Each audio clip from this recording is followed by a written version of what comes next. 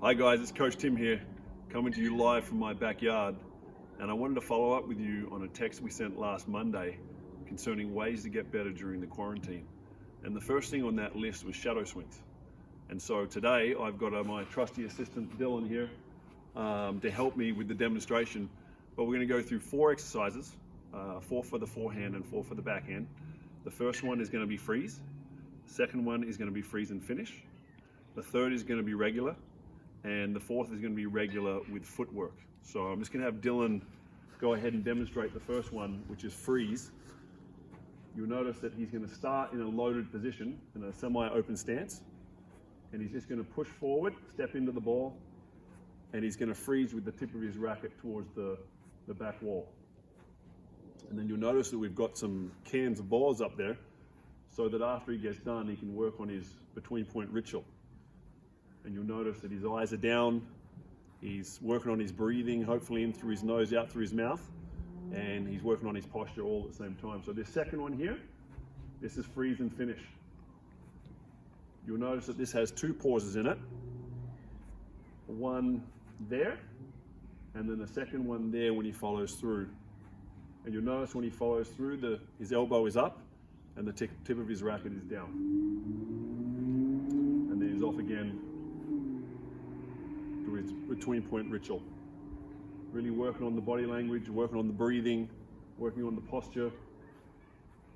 Number 3 is regular. So start in that semi-loaded position, and he's just going to let it go.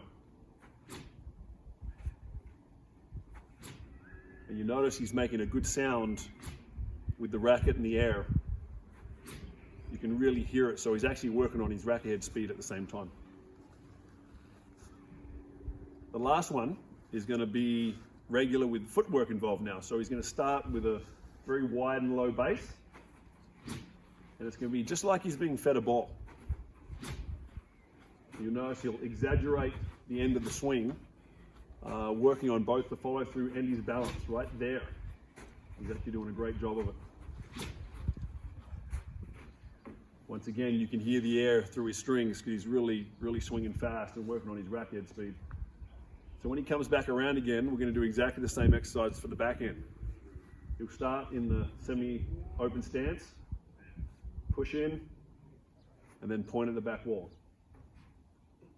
And as he's doing it, he's going to lean forward to really emphasize that weight transference. And one thing you can do and pay attention to is when you step into the ball that you actually go heel first and then toe. Because if you have a tendency to stick your toe on the ground first, it's actually going to push you backwards, which is counterproductive to what we're trying to do. So number 2, freeze and finish. Once again, it has the 2 pauses in it, one there and one there. But just like on the forehand side, when he follows through, his elbow will be up and the tip of his racket will be down. And then off again, working on that between-point ritual, which is so important to tennis. And that's when you can really tell when someone's mentally tough. It's actually not when they're playing the point, it's when the point's finished. So now, moving on to regular. Once again, hear that air through his strings. He's making a good sound. He's leaning forward, going heel and then his toe. Really good wide base there, really exaggerating the load. And then the last one is going to be the same as the forehand side. It's going to be regular with the footwork. He's going to get a nice wide low base. And he goes. Elbow up, tip down when he follows through.